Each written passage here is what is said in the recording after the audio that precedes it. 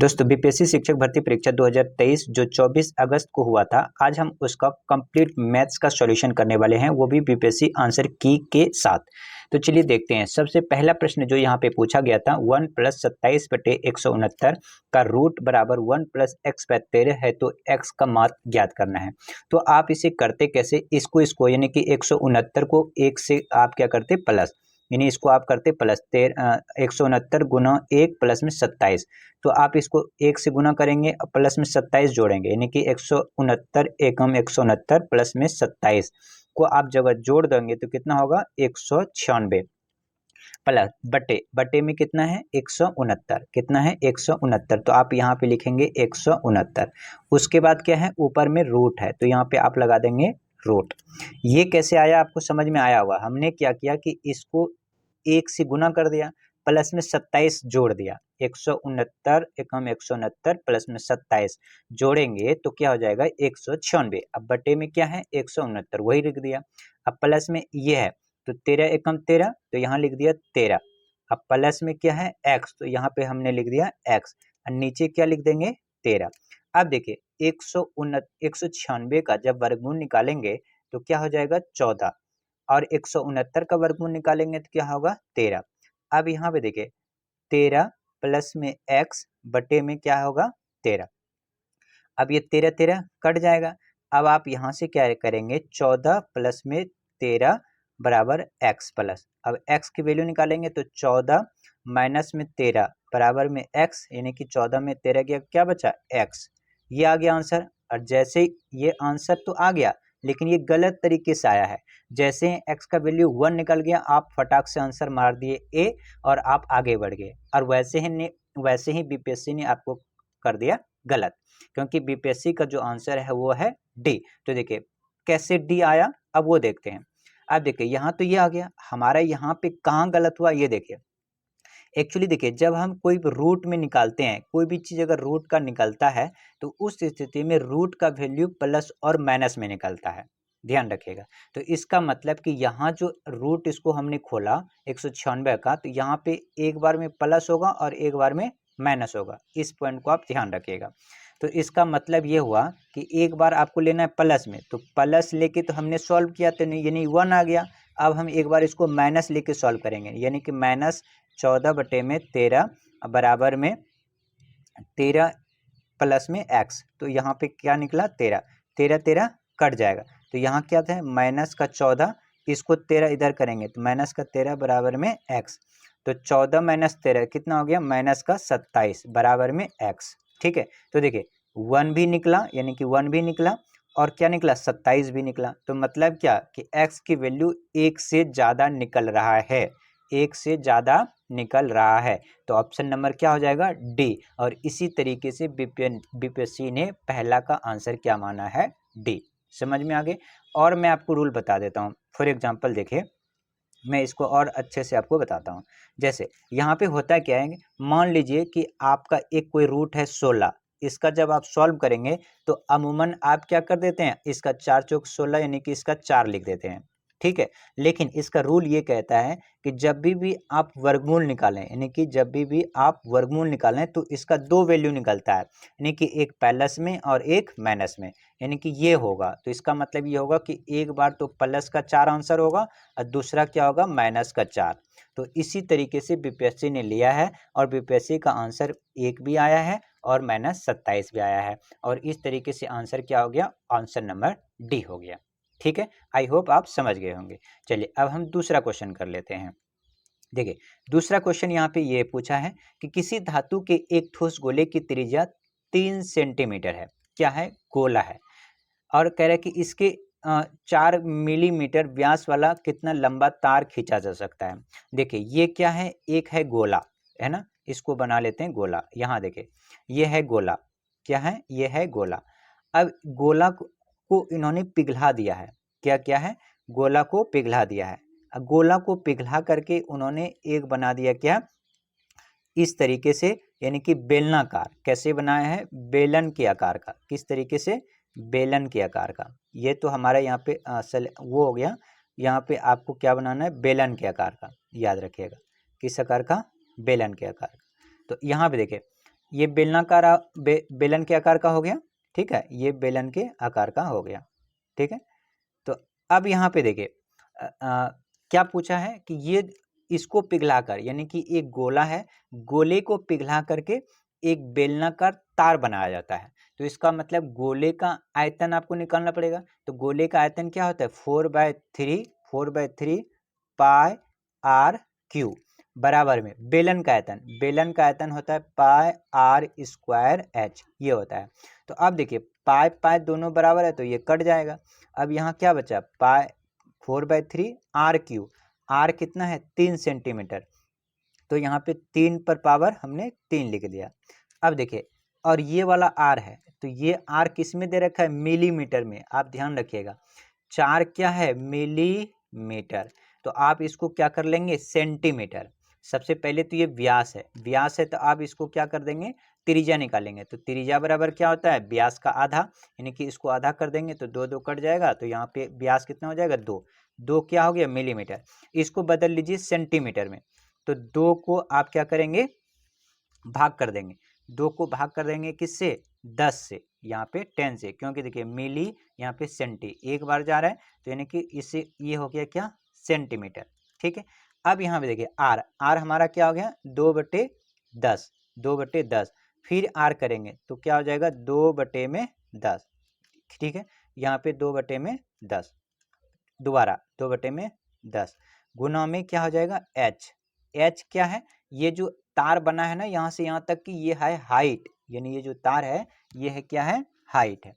तो अब देखिए अब यहाँ पे प्रश्न आता है ये कि सर ये हमने मिलीमीटर को सेंटी में क्यों बदला। तो देखिए मैंने इसलिए बोला क्योंकि यहाँ पे देखिए जो त्रिज्या है गोले का, यानी कि ठोस गोले का, वो क्या है सेंटीमीटर में, और ये क्या है मिलीमीटर में, इसलिए हमने दोनों को कर दिया किस में, सेंटीमीटर में, ठीक है। तो अब यहाँ पे देखिए, अब यहाँ पे ये 4 और ये 2 दूनी 4, ये पूरा पूरा कट गया। अब देखिए यहाँ से 3 3 होती है 27, तो यहाँ 1 3 2 कट जाएगा, तो यहाँ बचेगा 3, तो 3 तिया क्या बचा, 9, ठीक है।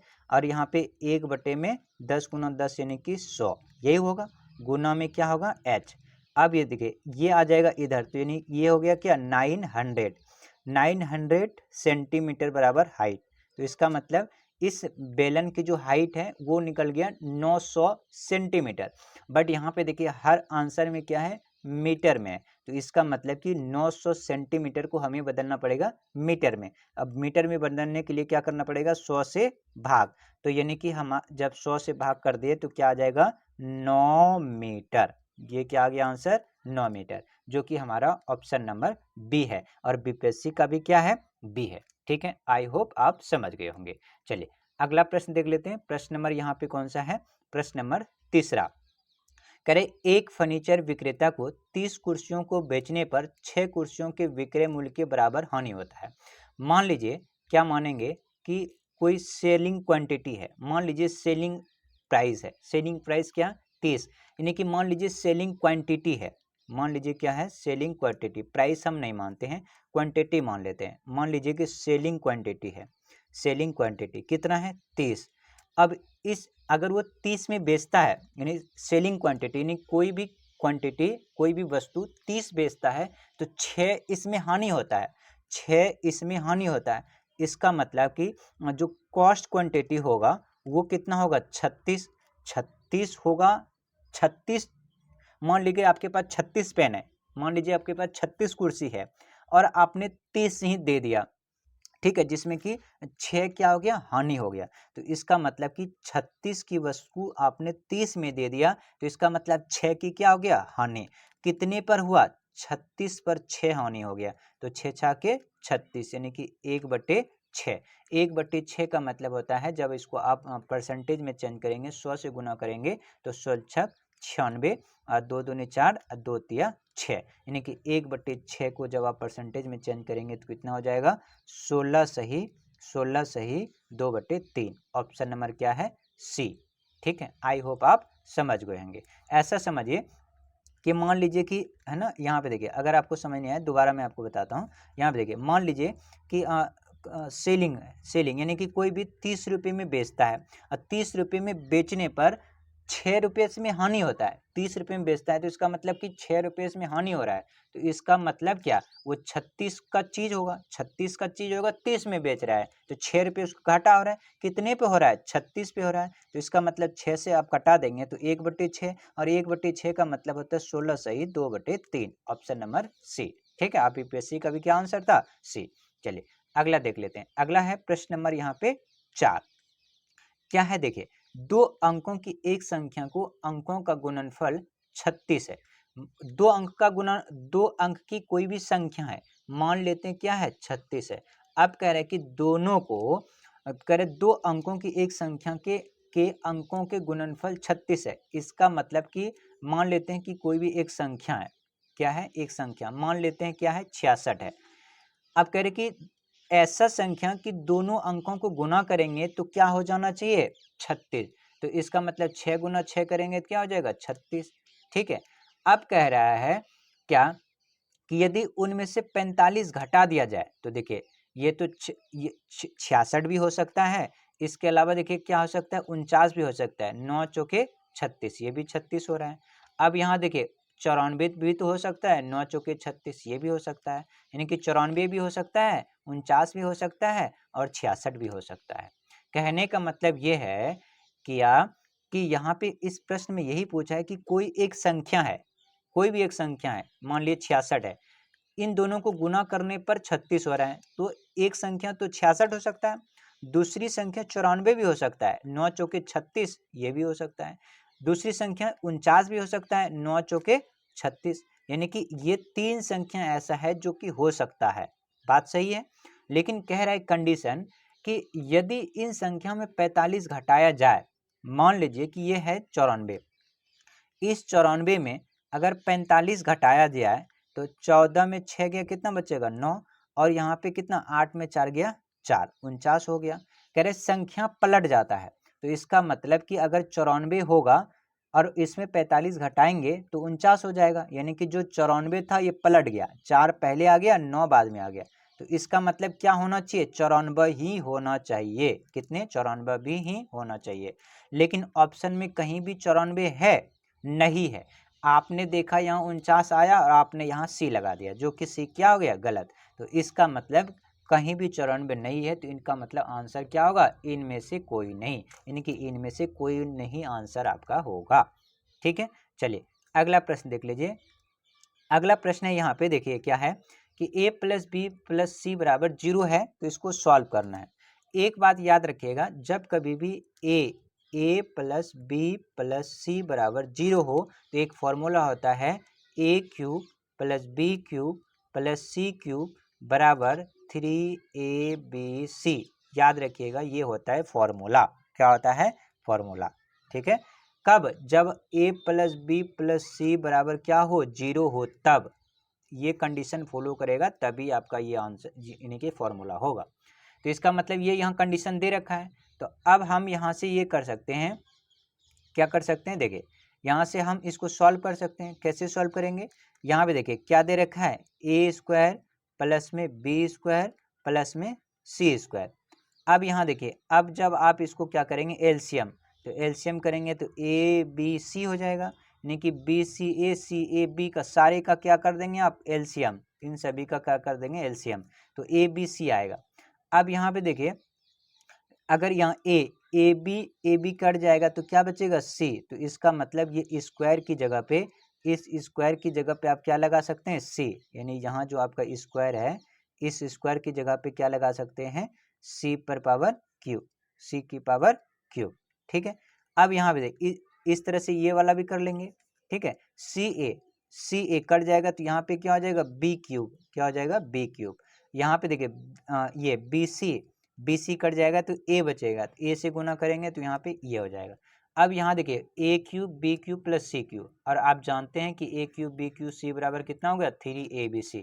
तो ऊपर क्या हो जाएगा, 3abc, और नीचे में क्या हो जाएगा, abc। अब abc और abc कट जाएगा तो क्या बचा आपके पास, 3, ऑप्शन नंबर क्या हो जाएगा, सी। ठीक है, और इस तरीके से बीपीएससी का भी आंसर क्या है, सी है। चलिए अगला प्रश्न देख लेते हैं। इस प्रश्न में आपको बहुत कन्फ्यूजन हुआ होगा। चलिए अब इसको हम सॉल्व कर लेते हैं। क्वेश्चन नंबर ये क्या कह रहे हैं, 4, यहाँ पे कुछ क्वेश्चन करने से पहले आप यहाँ पे कुछ आप रूल देख लीजिए। क्या रूल होता है? यदि कोई x पर पावर n हो और गुना में x पर पावर कोई n हो, यानी कि बेस सेम हो, तो पावर क्या हो जाता है? जुड़ जाता है, यानी कि n प्लस m हो जाता है। एक रूल ये याद रखिएगा। दूसरा, यदि x पर पावर m हो, यदि x पर पावर m हो और क्या हो, x पर पावर m हो और माइनस में n हो, तो उस स्थिति में क्या होता है? x पर पावर n और डिवाइड बाय x पर पावर n हो जाता है। अगर ये भाग में हो तो ये माइनस में हो जाता है, या फिर ये माइनस में हो तो ये भाग में हो जाता है। इस पॉइंट को याद रखिएगा। चलिए अब इस प्रश्न को हम सॉल्व करते हैं। देखिए, यदि क्या है, 4 पर पावर x प्लस 1 है, ठीक है, और ये है 4 पर पावर 1 माइनस x है, बराबर में क्या है? 10।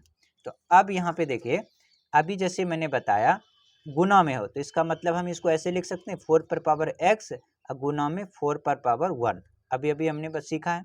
दूसरा, इसको हम ये लिख सकते हैं 4 पर पावर 1 और डिवाइड बाय 4 पर पावर x।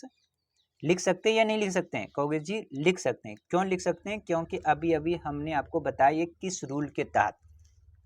अब ये आ गया। अब ये इसको करने के लिए यहाँ से कई सारे मेथड हैं, तो हम यहाँ पे लेट कर लेते हैं। क्या है? मान लेते हैं। क्या मान लेते हैं? 4 पर पावर, यहाँ पे मान लेते हैं हमने। लेट का मतलब होता है मानना। क्या होता है? मानना। हमने मान लिया। क्या? हमने मान लिया। क्या माना? 4 पर पावर x बराबर y मान लेते हैं। क्या मान लेते हैं? y। तो जहाँ जहाँ ये है, ठीक है, इसको हम यहाँ लिख लेते हैं इधर, ठीक है, यहाँ लिख लेते हैं। हमने यहाँ लिख लिया, ये कितना था? 10, ये मिट गया था। यहाँ देखिए, हमने ये मान लिया। क्या? 4 की पावर जहाँ जहाँ भी x है ना, उसको हम y से कंसिडर करेंगे। इससे होगा क्या कि हमारा आसानी के साथ सॉल्व हो जाएगा। देखिए, यहाँ 4 पर पावर x है तो यहाँ पे y मान लिया, और ये क्या है? 4। अब यहाँ पे भी देखिए, ऊपर में 4 है, नीचे में क्या है? 4 पर पावर x, तो हमने इसको क्या मान लिया? y, बराबर में क्या है? 10। अब इसको सॉल्व कर लेंगे, तो y गुना y करेंगे तो ये क्या हो जाएगा? वाई स्क्वायर, और यहाँ क्या है? 4, तो ये होगा 4y, और यहाँ पे देखिए 4y, अब प्लस में ऊपर क्या है? ऊपर है हमारा 4, इसका मतलब यहाँ पे 4, और नीचे में क्या आ जाएगा? y, अब बराबर में क्या हो जाएगा? 10, और इसको इधर ले आएंगे तो क्या हो जाएगा? 4y स्क्वायर प्लस में 4 बराबर में 10y। अब इसको यहाँ पे इसको सॉल्व करेंगे तो 4y स्क्वायर, और इसको इधर ले आएंगे तो माइनस में क्या हो जाएगा? 10y, और यहाँ पे प्लस में क्या आ जाएगा? 4 बराबर में 0। ठीक है, अब हम इसको सॉल्व कर लेंगे। कैसे करेंगे? फैक्टर मेथड से। कैसे करेंगे? फैक्टर मेथड से। तो अब यहाँ देखिए, जब आप फैक्टर मेथड यहाँ पे लगा देंगे तो आप कैसे सॉल्व करेंगे? देखिए, यहाँ 4 है, यहाँ भी 4 है। क्या है? यहाँ भी 4 है, यहाँ भी 4 है। तो आप इसको कैसे सॉल्व करेंगे? देखिए,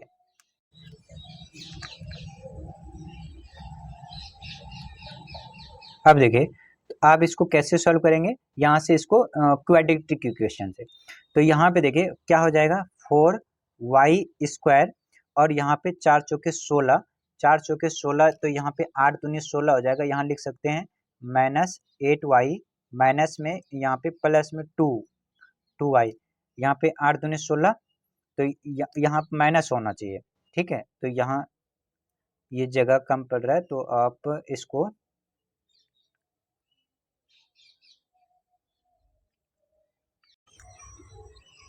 देखिए, यही हमारा इक्वेशन था क्वाड्रेटिक। तो अब हम क्या करेंगे? यहाँ पे देखिए, इसको सॉल्व कर लेंगे। 4y स्क्वायर माइनस में माइनस 8y, माइनस में 2y, अब प्लस में क्या हो जाएगा? 4 क्या हो जाएगा यहाँ पे? 4। ठीक है, इक्वल टू 0। तो अब यहाँ से देखिए, हम यहाँ पे 4y कॉमन ले लेंगे। 4y कॉमन ले लेंगे तो क्या बचेगा? y, और यहाँ पे 4y लिया तो यहाँ क्या बचा? 2, यही बचा। अब यहाँ से हम क्या कॉमन ले सकते हैं? देखिए, यहाँ से हमने कॉमन ले लेते हैं, माइनस का 2 ले लेते हैं कॉमन। क्या ले लेंगे? माइनस का 2 ले लेते हैं, तो क्या बचेगा यहाँ? y, अब माइनस में 2 बराबर में क्या हो जाएगा? 0। अब इसको सॉल्व कर लेंगे। 4y माइनस में 2 इक्वल टू 0, और यहाँ पे y माइनस 2 इक्वल टू 0। यहाँ से सॉल्व करेंगे तो 4y इक्वल टू 2, और यहाँ पे y बराबर क्या हो जाएगा? 2/4। 4 और यानी कि y बराबर 1/2। यहाँ से देखिए y बराबर क्या आ जाएगा 2, तो ये 2 हो गया, आंसर आ गया। ठीक है, आंसर नहीं आएगा, हमें तो क्वेश्चन में बोला था x का मान निकालने के लिए। ठीक है, अब देखिए हमने यहाँ पे देखिए ये 2 याद रखिएगा, क्या ये y बराबर हमारा क्या निकल गया 2 और यहाँ पे y बराबर क्या निकल गया हमारा 1/2। चलिए अब हम इसको अगला सॉल्व करते हैं। अब देखिए यहाँ पे हमने क्या माना था, y बराबर माना था हमने 4 पर पावर x, तो यहाँ पे लिख दिया। और फिर दूसरे यहाँ पे भी हम यही लिख सकते हैं 4 पावर x बराबर में 2। तो अब यहाँ पे देखिए 4 को हम ऐसे लिख सकते हैं 2 पर पावर 2 और ऊपर में x है तो यही लिख सकते हैं। अब यहाँ पे देखिए ये 1/2 है, तो इस 1/2 को हम ऐसे लिख सकते हैं 2 पर पावर -1, ऐसे लिख सकते हैं या नहीं लिख सकते हैं? कहोगे सर कैसे? क्योंकि अगर कोई भी संख्या अगर पावर में 1 होता है तो वो बटे में होता है। तो अब देखिए बेस सेम है तो पावर भी सेम हो जाता है, तो यानी कि 2x बराबर में -1, तो x बराबर क्या हो जाएगा -1/2। दूसरा देखिए यहाँ पे 4 पर पावर x है तो इसको भी लिख सकते हैं 2 पर पावर 2x अब बराबर में 2। तो यहाँ पे देखिए पावर में 1 तो बेस सेम हो गया तो पावर भी कैसे होगा इक्वल, तो 2x बराबर क्या हो जाएगा 1। तो यहाँ पे 2x बराबर हम क्या लिख सकते हैं 1, तो x बराबर क्या हो जाएगा 1/2। तो अब देखिए यहाँ पे 2 आंसर निकल गया, एक क्या निकला x बराबर 1/2 यानी कि ऑप्शन नंबर ए, और दूसरा क्या निकला 1/2 यानी कि ऑप्शन नंबर बी। तो यानी कि एक से क्या हो रहा है आंसर ज्यादा, तो यहाँ पे ऑप्शन नंबर क्या होगा डी। आई होप आप समझ गए होंगे कि किस तरीके से इस क्वेश्चन को सॉल्व करना था। ये है ना IIT JEE का क्वेश्चन है, ध्यान रखिएगा, और यहाँ बीपीएससी ने प्राइमरी में पूछ रहा है ये। चलिए अब अगला हम क्वेश्चंस को सॉल्व कर लेते हैं। चलिए अगला प्रश्न है प्रश्न नंबर यहाँ पे 7वां। ठीक है, ये तो खैर 10th क्लास का है तो इसमें कोई बड़ी बात नहीं है। देखिए प्रश्न यहाँ पे कुछ इस तरीके से है, आपको इसको सॉल्व कैसे करना है वो देखिए। यहाँ पे आपको ये इसको सॉल्व करने के लिए कह रहा है कि देखिए कि यहाँ पे gx से भाग करता है, यानी कहने का मतलब कि यहाँ पे कोई gx है और इसको इस तरीके यहाँ पे इसको इस तरीके से देखें, इस तरीके से इसको क्या करता है भाग करता है, किसको gx से, x³ माइनस 3x² प्लस में x प्लस में 2, और इस तरह से भाग करने पर शेष जो आता है, ठीक है, शेष आता है -2x प्लस में 4, और जो आपका भागफल आता है वो आता है x² माइनस में x प्लस में 1। तो आपसे ये वाला पूछा है, तो आप जानते हैं भाज्य का नियम क्या होता है, भाज्य बराबर क्या होता है भाजक गुना भागफल प्लस में शेष, यही होता है। तो यहाँ पे इसका मतलब ये हुआ कि ये गुना में ये होगा, ये गुना में ये प्लस में ये बराबर में ये, यानी कि ये कह सकते हैं gx गुना में ये क्या x² माइनस में x प्लस में 1, ये अब प्लस में क्या होगा ये -2x प्लस में 4। ठीक है, अब बराबर में ये पूरा, बराबर में ये पूरा क्या है x³ माइनस 3x² प्लस में x, अब प्लस में क्या हो जाएगा 2। अब ये देखिए इस पूरे को जब आप उधर भेज देंगे, इस पूरे को आप क्या करेंगे इधर भेज देंगे तो ये प्लस हो जाएगा। ठीक है, तो यहाँ पे देखिए इसको उधर भेज देंगे तो ये पूरा प्लस हो जाएगा। ठीक है, अब यहाँ पे देखिए ये था gx गुना में x² माइनस x प्लस में 1 और ये x³ minus 3x² plus x plus 2, और ये वाला हमने जो यहाँ था इधर ले आया, यानी कि यहाँ पे देखिए ये क्या था ये प्लस में था तो इधर आ गया माइनस में हो गया, यहाँ पे भी माइनस था यहाँ पे माइनस था। तो अब देखिए इसको यहाँ लिख दिया, अब ये माइनस माइनस क्या हो जाएगा प्लस, तो यहाँ एक x प्लस में 2x, 2 और 1 कितना हो जाएगा 3x। अब यहाँ पे देखिए 2 और ये प्लस माइनस माइनस, 4 में 2 गया माइनस का 2। अब यहाँ पे gx हमें निकालना था तो ये क्या है गुना में है तो ये इधर आके क्या हो जाएगा भाग हो जाएगा। ठीक है, चलिए अब हम इसको भाग कर लेते हैं। अब देखिए इसको आपने भाग कर लिया तो अब इसको भाग करेंगे, देखिए x² है x³ है तो यहाँ पे x लिखना पड़ेगा, तो ये क्या हो जाएगा x³ माइनस x गुना x यानी कि x² हो जाएगा, x² हो जाएगा, अब प्लस में यहाँ पे x, तो ये क्या हो जाएगा, माइनस कर लेंगे, साइन चेंज, प्लस माइनस ये माइनस, ये कट जाएगा। ठीक है, अब क्या बचा हमारे पास, यहाँ पे देखिए माइनस प्लस माइनस, 3 में 3x² में 1x² चला गया तो कितना बचा 2x²। अब यहाँ देखिए प्लस माइनस माइनस, तो 3 में 1 चला जाएगा, क्या बचेगा 2x माइनस में 2। फिर यहाँ आप क्या करेंगे 2 से गुना, तो 2x² माइनस का 2x², और यहाँ पे माइनस माइनस क्या हो जाएगा प्लस, प्लस 2x, और यहाँ पे क्या होगा प्लस माइनस माइनस 2। अब आप यहाँ पे क्या करेंगे, माइनस है तो यहाँ प्लस कर देंगे, प्लस है तो यहाँ पे माइनस कर देंगे, माइनस है तो यहाँ पे प्लस कर देंगे। ठीक है, ठीक है। अब यहाँ पे देखिए ये प्लस ये माइनस ये क्या हो जाएगा, कट जाएगा, ये प्लस ये माइनस ये भी क्या हो जाएगा, दो दो कट जाएगा। ये यहाँ, हाँ यहाँ पे देखिए ये प्लस ये माइनस माइनस, तो यहाँ पे प्लस होना चाहिए इस जगह। ठीक है, तो ये भी कट जाएगा, क्या आ जाएगा 0। तो हमारा आंसर क्या आ जाएगा x-2, ये सॉल्व करके आ गया, यानी कि gx हमें निकालना था, तो यही हमारा gx निकल गया। क्या निकला x-2। कौन सा है ऑप्शन, ऑप्शन नंबर ए, जो बीपीएससी का भी ऑप्शन यही है। ठीक है, चलिए आई होप ये आपको समझ में आ गया हो गया। चलिए अगला प्रश्न देख लेते हैं, प्रश्न नंबर यहाँ पे 8 है। क्या है, एक खिलौना एक शंकु के आकार का है। ठीक है, एक खिलौना है शंकु के आकार का है, जो व्यास करे कि जो 7 सेंटीमीटर व्यास वाले एक अर्धगोले पर चढ़ा है। इसका मतलब कि एक इस तरीके से क्या है, एक अर्धगोला है, ये इस तरीके से क्या है अर्धगोला है, और इसी के ऊपर जो है एक शंकु है, ये इस तरीके से क्या है शंकु है। ठीक है, अब ये कह रहे कि जो पूरे, और ये इसका जो रेडियस है, यानी कि रेडियस बोले तो त्रिज्या, कह रहे कि जो 7 सेंटीमीटर व्यास वाले एक अर्धगोले पर जो इसका व्यास है, व्यास 7 है, यानी कि d कितना है 7 है, तो r कितना होता है d/2, यानी कि इससे भाग करेंगे तो कितना हो जाएगा 3.5, यही हो जाएगा। अब ये कह रहे कि पूरे की हाइट, यानी कि पूरे की हाइट खिलौना के पूरे, यानी कि यहाँ से लेकर के यहाँ तक पूरे की जो हाइट है, ठीक है, ये जो पूरे की हाइट है वो कितना है 14.5।